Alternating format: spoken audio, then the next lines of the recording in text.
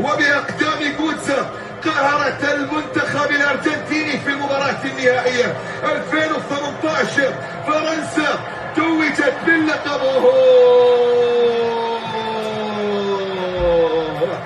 بالطريقة العربية التقليدية وبالبشت العربي البدوي الذي ينم عن الأصالة العربية.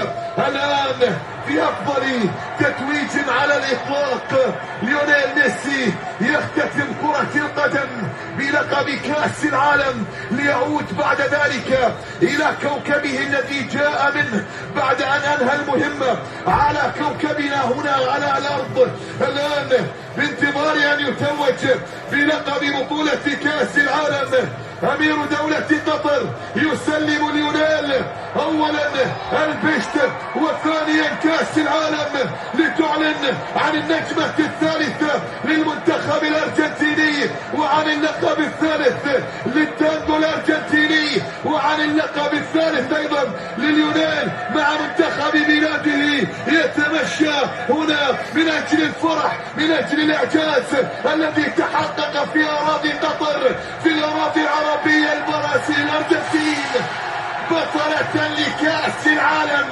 2022 للمرة